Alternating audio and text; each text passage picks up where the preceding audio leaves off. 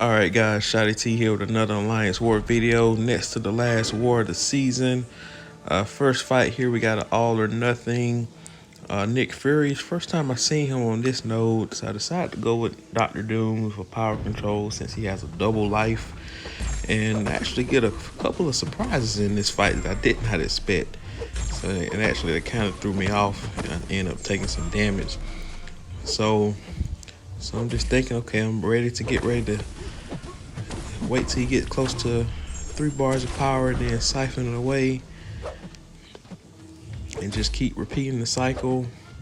And then he just randomly throws a special and that puts him unblockable. Plus I have the brute force and he's unblockable, so I have to kind of bait. And then he throws another special. I mean, it's supposed to be all or nothing, right? I know Dr. Doom doesn't have a taunt factor in him like Stark Spidey, at least I'm not mistaken. So at that point, my antennas just stay up the rest of the fight. I said, okay, so he's gonna throw specials. Now I gotta pretend like this is not an all or nothing node and just make sure I just exercise good power control. So that was just kind of that was kind of weird, to say the least. So we go to our SP3, he's unblockable, which is fine. I'll be able to put him back over the top where he just gains a fury buff that I can just nullify right after the fact. So it's not a big deal. It's not a bad matchup for Nick Fury. Normally you want to play against Nick Fury with like a mutant champ, but it's kind of hard options on the all or nothing node. Alright, so yeah, it's not, yeah, I mean, it's a good placement now that I think about it. There wasn't a lot of great options for this fight, considering, unless you decide to put an invulnerability boost on, but trying to save those. But anyway, we're done with that fight. And we also have Namor and Quake, so unique threesome here. Second time I'm bringing Namor this war. So now we have a Hyperion, so this is another Dr. Doom fight. Again, it's not the best placement for Hyperion because his power gain buffs are nullified due to the fisticuffs. So it's just a basic fight at the beginning. Just doing a couple of intercepts here and there. Hitting at the block to induce a heavy. Trying not to take any block damage, of course. There's the intercept there.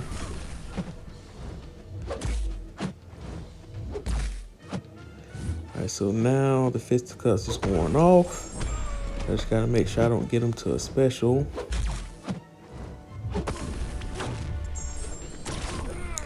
And nullified his power gain, which gains me power. So good night, Irene. SB3 here. Alright, medium, light, medium. I was hesitant on doing that second medium because of the Mystic Dispersion, but anyway, that fight's done. Now this next fight, like my other teammate who covers the past 5, he goes to bed early because he lives like 8 hours ahead of me. And then the other one on the left side, he didn't really have a great matchup for Thing. And I didn't really have the best matchup either. In hindsight, I should have probably went with Quake, and I probably have to just get used to Quaking on this particular node because I have Quake Thing on all or nothing. And just for some reason I'm hesitant on doing so on this node, but I'm just have to get used to it. So I decided to go with Namor. So at least I can manage the rock stats a little better because he can bleed. But I just make too many mistakes in this fight, to be honest with you. I mean, I probably could have one-shot this guy, but I just made way too many mistakes. I mean, I got behind the 8 ball pretty early. And I do make a valiant comeback and almost managed to pull the one-shot off, but it's just too many mistakes early. And again, I didn't want to use an invulnerability boost. It would have been a good fight to do so. But those items are precious. And as I'm filming this video, I'm out of loyalty, and lo and behold, they pull up the invulnerability boost when I don't have loyalty to invest. I end up using it on the power gain boost the day before. So it's unfortunate there.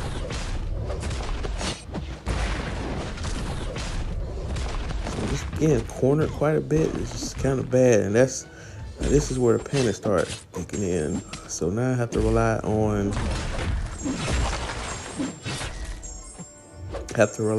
the regeneration from the special attack. And luckily, with this being a power focus node, he doesn't gain a high rate of power once he's above 2 bars. So I don't have to worry about him getting to SP3 for the most part. So I can be a little bit more aggressive. But I just was outside the corner.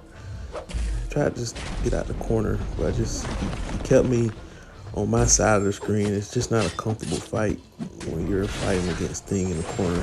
Now at this point, I thought I had some hope, and then I mess up right there. So again, too many mistakes. I mean, I got away with mistakes early, and I just maintained my focus at the end. I would have ended up getting the one shot right there.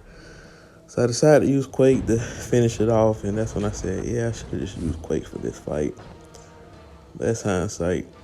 But I don't know if, like I said, it would have been a tricky fight to Quake from beginning to end. Of course, the last 7%, all it just takes is one aftershock charge and he's dead. So it's easy to play hindsight when you see her take him down without any issues. But next fight here, we have an Iron Man Infinity War. Now he does have Suicide, so even though I don't have the best matchup on paper, who I would normally bring, like Human Torch or Warlock, since he has Suicides, I figured I can use Dr. Doom for this fight. And I've done it with Dr. Doom before when there was a Suicides on this node also. So it's the same tactic. I'm gonna reparry to get rid of, just to get him stunned. And then, of course, perfect block to get rid of the flow. There's the recoil. There's another recoil. So really, in some cases, you'd rather have him throw specials, but at the same time, you don't want to just be too passive, because if you make one mistake with all those Furies active, then you're dead. So you have to find that balance. So I'm trying to be careful now that he's close to 15%, not to get engaged in too big of a combo. So I decided to go with my SP3 here.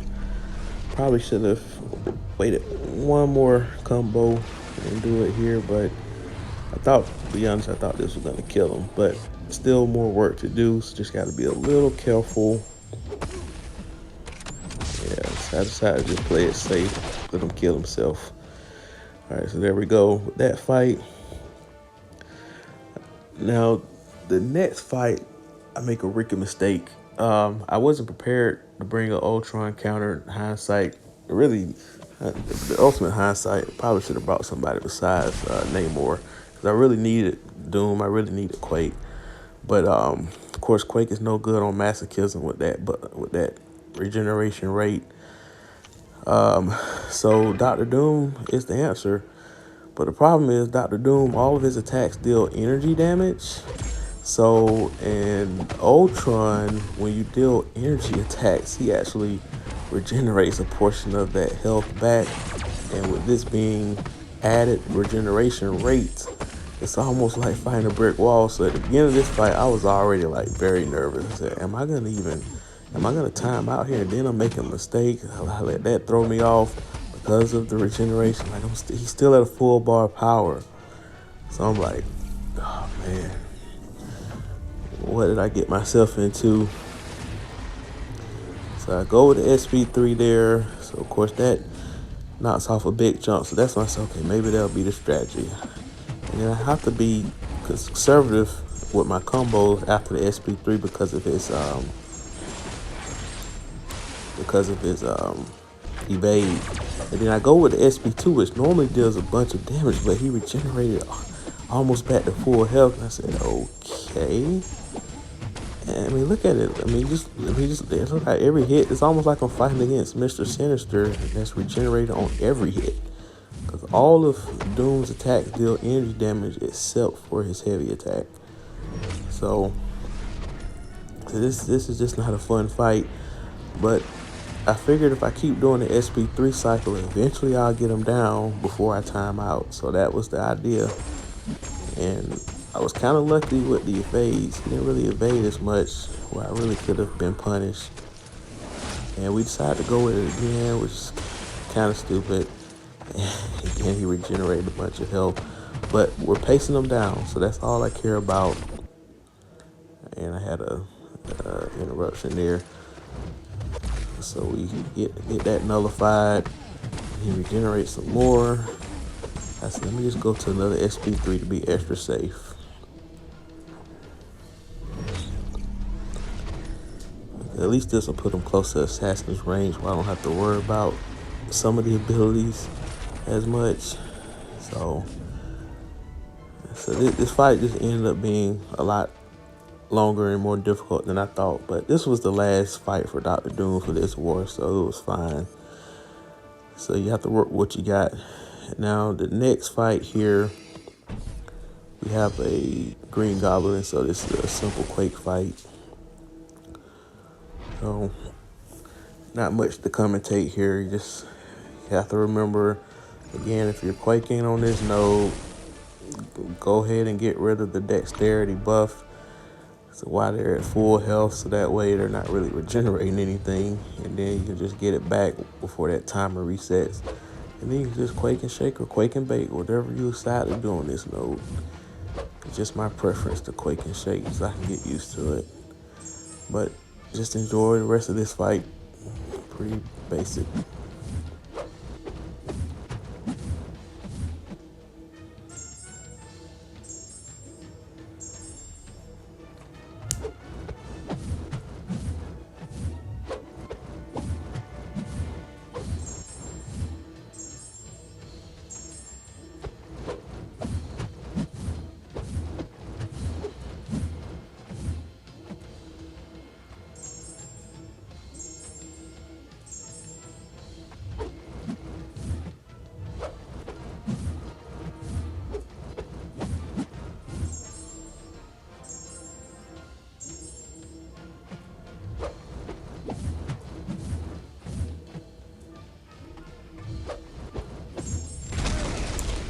All right, and he's down. All right, so this next fight here, we got Void on debuff immune. Of course, I can't Quake this one because the debuff will start stacking up on me. You can't apply concussion, so I decided to go with Namor. Decided to heal him up. Like when I played Act 6, chapter 6.3 in that Medusa chapter, there's a path where you face a Void on long distance relationship. So when you're fighting with Namor against Void with the power 1 stop, when he's SIG 200, I can actually reflect all that damage back to him. So my whole objective here is just to reflect the damage back. Of course, I want to prefer to only have to worry about that debuff and not have to worry about the other debuff that he applies. So I have to kind of space it. But worst case scenario, if I do get those debuffs, I can just hit into his block and reflect that damage while I'm hitting into the block. So I decided to go ahead and launch my SP1. Now the trick with Namor, you can actually get to 3 bars of power if you time it perfectly. But the key is you can't be locked at 1 bar of power, otherwise it'll drain you. And I make a mistake right there, and now I'm in panic mode officially. Panic mode has officially set in. That was just a bad mistake, and I lost my Imperious Rex. So now, but I'm still have to stay aggressive because the debuffs are applied to me now. Apparently has this this extra buff where he applies weakness. I guess that's a mastery that he has. They resonate. So that didn't help. So now just being aggressive, I try to go for a backdash intercept. I mean, we're pulling out all the stops here. And again, at this point, I felt like there's some hope. And now we're getting close to SP3. Then this actually messes me up, to be honest. I was prepared to just keep fighting normal, but nonetheless, there's hope. And of all things, I mess up right there. That was it. I didn't punish the heavy. I didn't punish the special afterwards, and it cost me. And that petrified debuff killed me. So once again, Namor dies. Quake goes in to clean it up. Now there's no way Quake would have fought this fight. So yes, while I do end up knocking him down with one aftershock, once that debuff applies, I have to keep aggressively fighting against him, and that's not something that I want to do with Quake. So that's 2 deaths this war. It's kind of unfortunate there.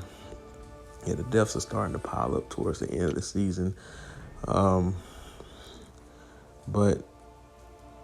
now we decided to go with our 30% boost for the mini boss run. Of course, we have a Claire here. Faced her on this node before. If you don't have that concussion active when she gets to the stun part, she'll gain power. So, and I just don't want this fight to be longer for her to gain that power gradually over time. So that's the reason why I did a 30% boost. So as you can see, she gained a little bit of power there because she wasn't concussed when the aftershock expired, and she's very aggressive, so that's not helping matters. So it's less likely that she'll be concussed when the aftershock expires because she's just constantly attacking. Yeah, so that's more power gain. Like I said, I'm still okay though.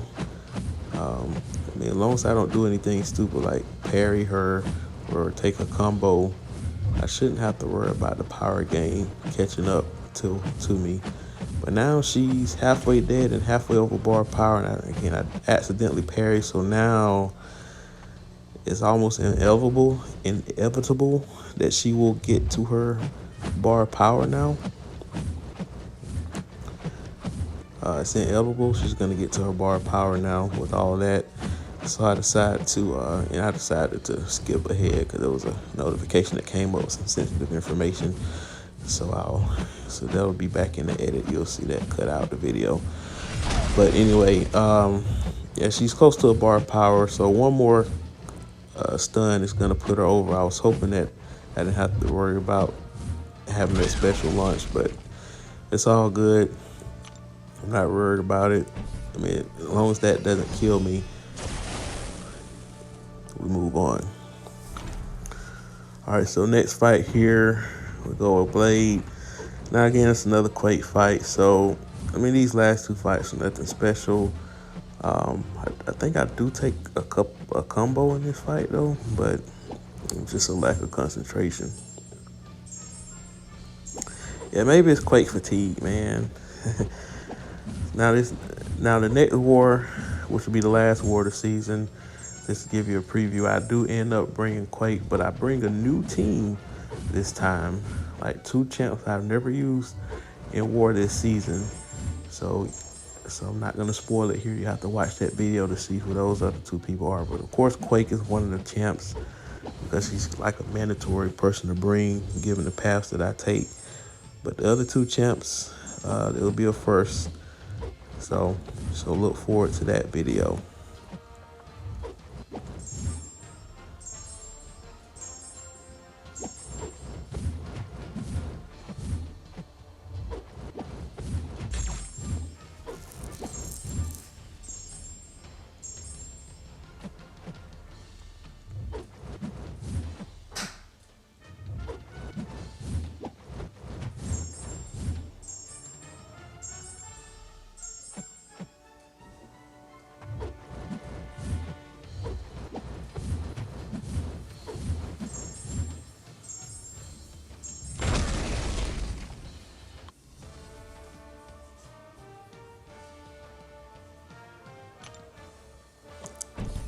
I guess I didn't make a mistake in that fight. For some reason, I thought I did.